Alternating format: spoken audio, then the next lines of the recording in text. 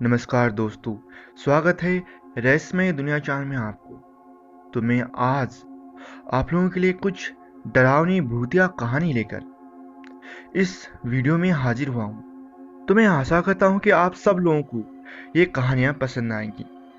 तो चलिए शुरू करते हैं हमारी पहली कहानी से। मेरा नाम मुकेश है और मैं राजस्थान के हमीरगढ़ के एक छोटे से गांव का रहने वाला हूँ। तो मैं आज आपको मेरे साथ घटी एक सच्ची घटना बताने जा रहा हूँ, जिसे सुनकर आपके रोंगटे खड़े हो जाएंगे। ये तब की बात है जब मैं 12वीं कक्षा में पढ़ता था। एक दिन मैंने और मेरे दोस्तों ने मिलकर कहीं घूमने का प्लान बनाया। हम लोग ने गांव से 4 या 5 किलोमीटर दूर स्थित एक पार्क में पास के जंगल में घूमने का प्लान बनाया। हम घर से स्कूल का बहाना करके निकल गए थे। मेरे साथ मेरे 3 और दोस्त मनीष, विनोद और राहुल थे। हम करीब 4 बजे जंगल के प्रवेश द्वार तक पहुंचे। दिन के उजाले में भी पेड़ों की वजह से घना अंधेरा था वहां। और उस जंगल में हम चलते गए और हमने एक शिव मंदिर देखा वहां, और हम वहां रुक गए। मंदिर में भगवान शिव की बहुत पुरानी मूर्ति थी। हमने दर्शन किए और मंदिर के बाहर कुछ देर बैठ गए और बातें करने लगे। बातों ही बातों में हमें पता नहीं चला और शाम के 7 बज चुके थे। जंगल में अंधेरा अपने चरम सीमा पर था। मनीष ने अपना फोन निकाला और उसकी टॉर्च जलाई। हम जैसे ही मंदिर से बाहर निकले, अचानक जोर से आंधी चलने लगी और थोड़ी देर बाद बरसात भी शुरू हो गई। हमने मंदिर में रुकने का सोचा। हमने सोचा आज तो घर पर जमकर पिटाई होगी। उस सुनसान जंगल में कोई भी नजर नहीं आ रहा था, केवल शियारों के चिल्लाने की आवाजें आ रही थी। घंटे भर बरसात थोड़ी कम हुई और हमने वहां से निकलने का फैसला किया।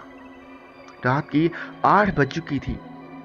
अब भी हमें जंगल में 3 किलोमीटर और चलना था।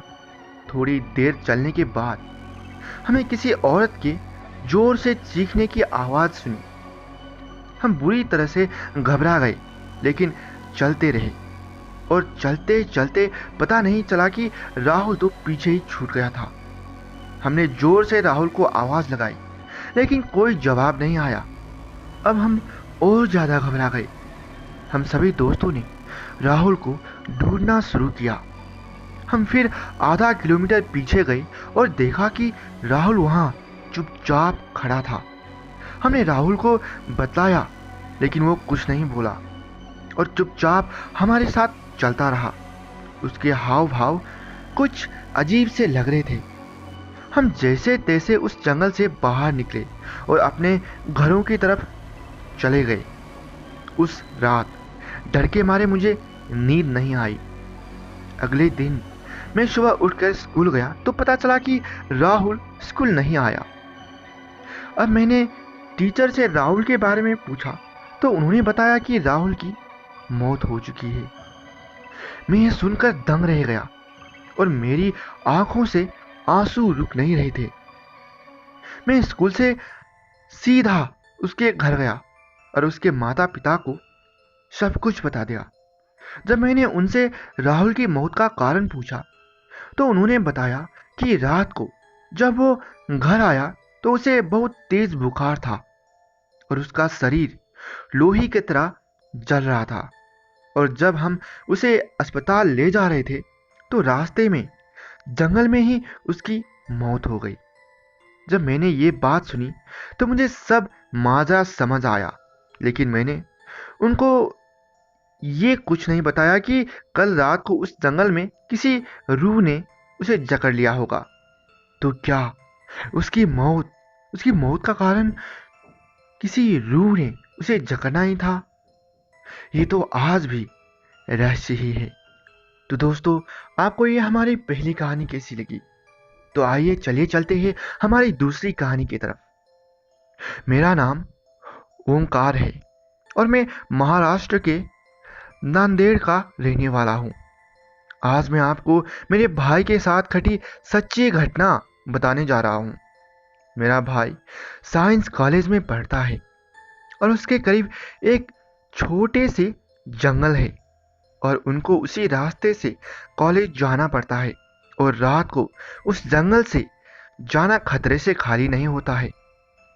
कुछ दिनों पहले मेरा भाई दोस्तों के साथ बातें कर रहा था और बातें करते करते रात हो गई और जब उसने समय देखा तो रात के 9:45 हो चुके थे। उसी जंगल में घर तक पहुंचने का एक छोटा रास्ता भी था, लेकिन वो रात को कोई नहीं गुजरता था वहां से। लेकिन मेरे भाई के दोस्तों ने उसी रास्ते से जाने का सोचा ताकि जल्दी घर पहुंच जाए। उसी रास्ते में एक हनुमान मंदिर पड़ता है। जब उसके बाहर से निकले तो देखा कि पंडित जी बाहर खड़े थे।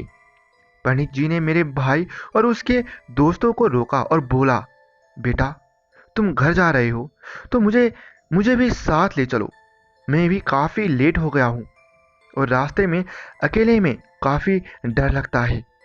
उन्होंने पंडित जी को भी साथ ले लिया और वो कुछ कदम चले ही थे कि अचानक उनको पीछे से एक सफ़ेद रोशनी दिखाई दी और वो रोशनी एक बरगद के पेड़ के नीचे से आ रही थी।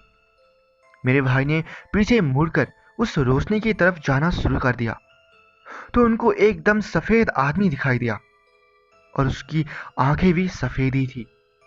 मेरा भाई बुरी तरह से घबरा गया और भागकर दोस्तों के पास आया और उनको उस आदमी के बारे में बताया।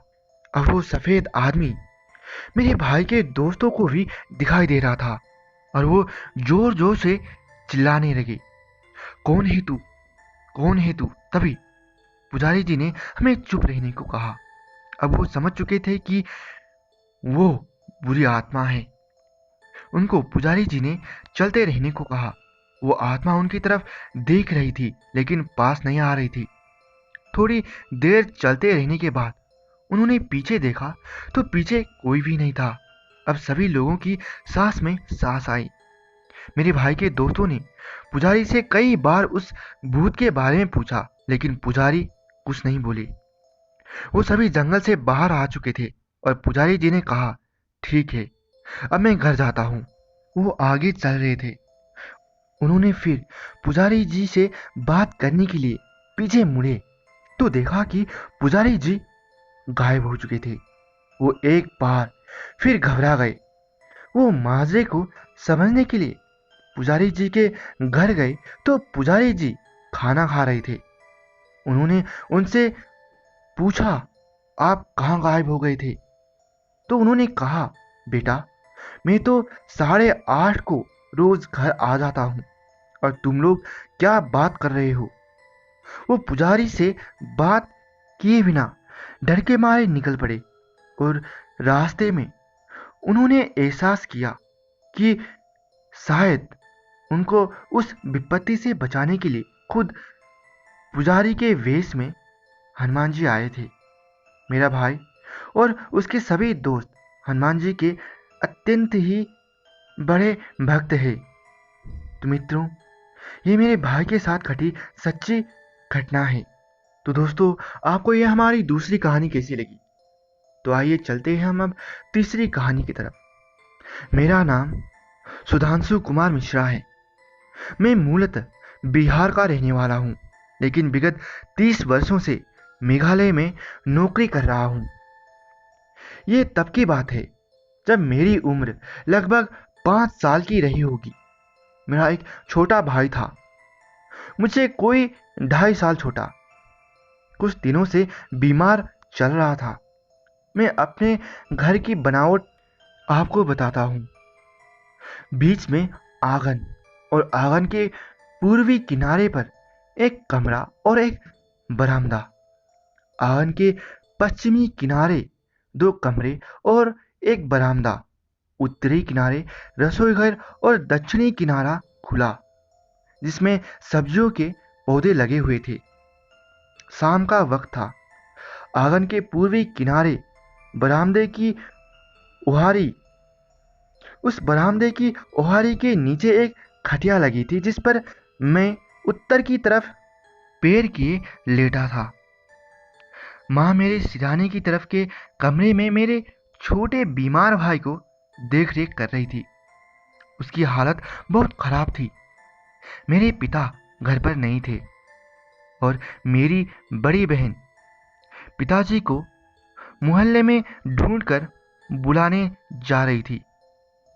मैं गुमसुम आकाश की तरफ देख रहा था। अचानक मैंने देखा दो लड़के, एक तो गहरे नीले रंग का और दूसरा हल्के बैंगनी रंग का, खुले लंबे चेहरे, देह, उम्र करीब 13-14 वर्ष होगी, हाथ में हाथ जोड़े समांतर आकाश में उत्तर से दक्षिण की ओर उड़ते गुजरते जा रहे थे।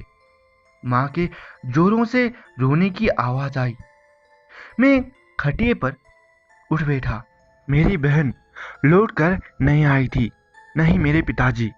तो बाद में मैंने जाना कि मेरा छोटा भाई मर चुका था।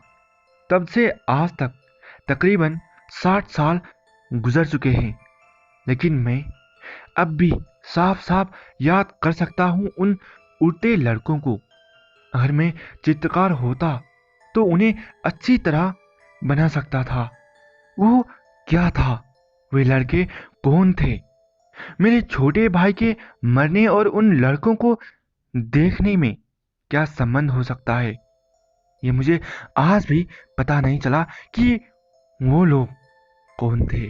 तो दोस्तों, आपको ये हमारी कहानियाँ कैसी लगी?